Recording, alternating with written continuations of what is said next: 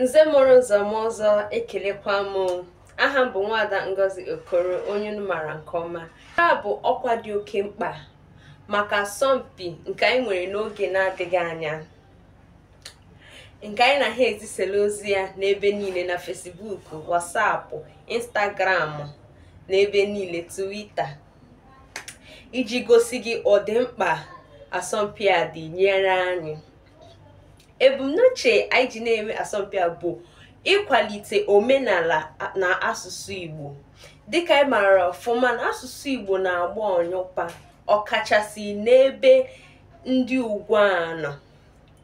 Ya bụ na anyị chọrọ isite na asọmpi a kwalite omenala, kwalite asụsụ anyị bụ asụsụ Igbo. Ọ bụ ya mere isiokwu anyị na-eleba anya na asọmpi a bụ alụmdi na nwunye n'ala Igbo. E nwere ọtụtụ mba dị iche iche n'ime ala Igbo, obodo dị iche iche n'ime ala Igbo nwere ụfọdụ ndịiche dị n'otu ha si eme alụmalụ ha na ebe ndị ọzọ si eme.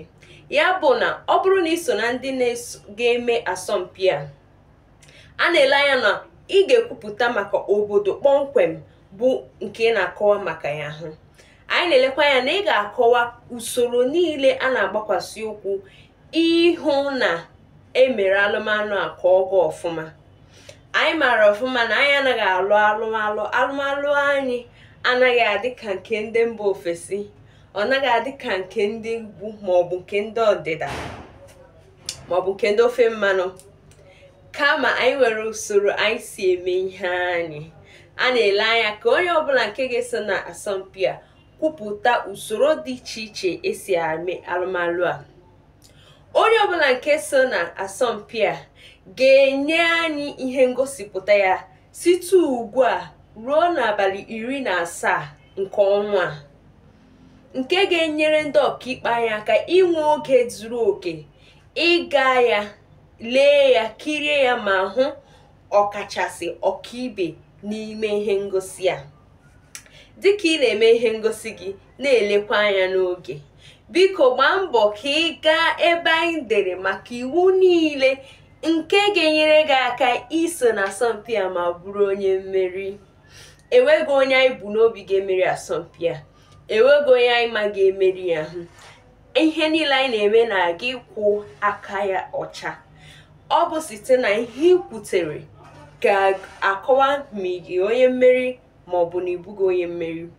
Ọzọkwa, site na ịkpọta ndị mmadụ, akara ekwentị m 090 30 81 21 51. Ọzọkwa 090 30 81 21 51 maka ndị na-anaghị olu ndị iti. 0 9 0 3 0 8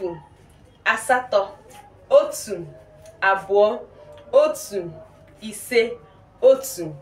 Gbaa mbọ mee ka ozi gị ruo anyị aka na WhatsApp anyị.